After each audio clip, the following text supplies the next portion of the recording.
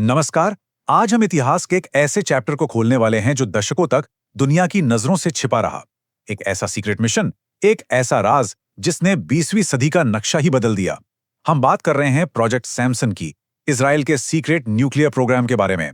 ये एक ऐसी कहानी है जिसके बारे में सालों तक किसी को कानो कान खबर तक नहीं हुई। अच्छा, इस पूरी कहानी को समझने की जो चाबी है ना, वो एक हिब्रू शब्द में छिपी है, अमीमूत। इसका मतलब होता है अस्पष्टता। ये सिर्फ एक शब्द नहीं है, बल्कि वो पूरी की पूरी स्ट्रैटेजी है जिसने इस प्रोग्राम को इतने सालों तक दुनिया से छुपाए रखा। तो सवाल यही उठता है कि आखिर ये हुआ कैसे? कैसे एक देश ने पूरी दुनिया की नाक के नीचे एक टॉप सीक्रेट न्यूक्लियर आर्सेनल खड़ा कर लिया? चलिए इस जासूसी थ्रिलर जैसी कहानी की हर परत को खोलते हैं। इस कहानी की शुरुआत होती है 1948 के युद्ध के बाद। उस वक्त एक संकल्प लिया गया जिसने इस पूरे प्रोग्राम की नींव रखी, और वो संकल्प था नेवर अगेन।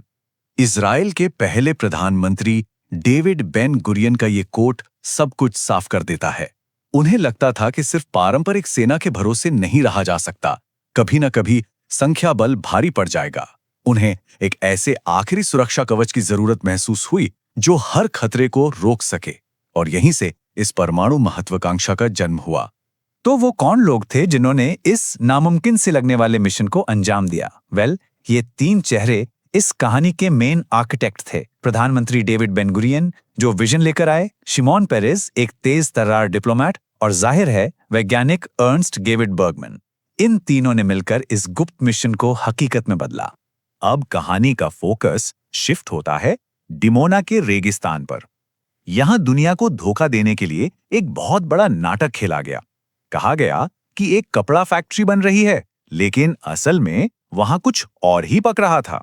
दुनिया की जासूसी एजेंसियों से बचने के लिए डिमोना को एक नहीं बल्कि कई झूठी पहचान दी गई।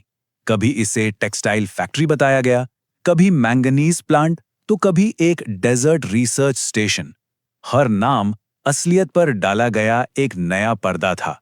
तो जब अमेरिकी साइंटिस्ट जांच के लिए आए, तो जो हुआ वो किसी फिल्म से कम नहीं था। मतलब एक पूरा नाटक रचा गया। जैसे ही पता चलता कि इंस्पेक्शन होने वाला है, रातों रात लिफ्ट के जो रास्ते नीचे सीक्रेट लेवल्स पर जाते थे, उन्हें ईंटों से बंद कर दिया जाता था।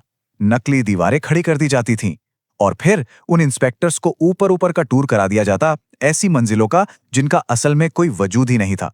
सोचिए जरा, फ्रांस ने जब अपना सपोर्ट वापस खींच लिया, तो एक पल को लगा कि शायद ये प्रोग्राम यहीं रुक जाएगा, लेकिन नहीं। मिशन अब और भी ज्यादा सीक्रेट और खतरनाक हो गया। अब रॉ मटेरियल हासिल करने के लिए ग्रे मार्केट का रुख करना पड़ा, और यहीं होती है ऑपरेशन प्लम बैट की एंट्री। ये किसी हॉलीवुड स्पाई फिल्म की कहानी लगती है, पर यह सच है। 1968 में 200 टन यूरेनियम अयस्क यानी येलो केक से लदा एक जहाज भूमध्य सागर में अचानक गायब हो गया, और फिर वो जहाज सीधा इजराइल में जाकर सामने आया। इस मिशन का ऑफिशियल कोड नेम था ऑपरेशन प्लम बैट। ये नाम ही अपने आप में इस बात का सबूत है कि ये कार्यक्रम कितना ज्यादा दुस्साहसी और गुप्त था।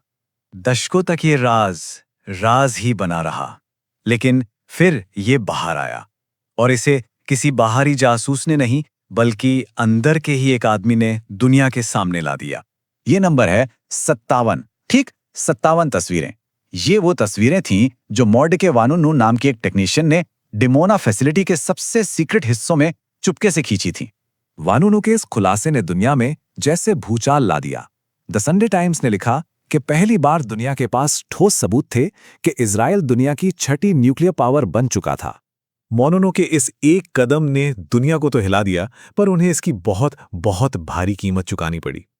जहां एक तरफ उनका खुलासा दुनिया भर में सुर्खियां बटोर रहा था, वहीं दूसरी तरफ मोसाद ने उन्हें किडनैप किया और उन्हें 18 साल की जेल हुई। तो सवाल यह है कि इस पूरी अस्पष्टता की पॉलिसी का आखिर हुआ क्या? कैसे दुनिया की सबसे बड़ी ताकत ने इसे चुपचाप मान लिया? इसका जवाब एक अनलिखे समझौते में छिपा है, जिसे जेंटलमैन अग्रीमेंट भी कहते हैं। 1969 में इजराइल ने वादा किया कि वो अपने हथियारों का ना तो प्रदर्शन करेगा, न ही कोई टेस्ट, और बदले में अमेरिका ने कहा कि ठीक है, हम भी अब इंस्पेक्शन की मांग नहीं करेंगे। बस इसी एक समझौते ने अमीमूत की पॉलिसी पर मोहर लगा दी, और तब से आज तक इस क्षेत्र की जियोपॉलिटिक्स को शेप दी है। तो ये पूरी कहानी हमें एक बहुत बड़े सवाल पर लाकर छोड़ देती है। क्या इस तरह का एक गुप्त हथियार, एक सीक्रेट डिटरेंट, असल में जंग को रोकता है या फिर वो सिर्फ दाव को और भी ज्यादा बढ़ा देता है?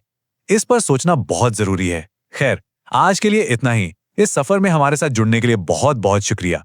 अगर ये एनालिसिस आपको पसंद आया हो तो ऐसे ही और भी दिलचस्प कहानियों के लिए हमें सब्सक्राइब करना ना भूलें।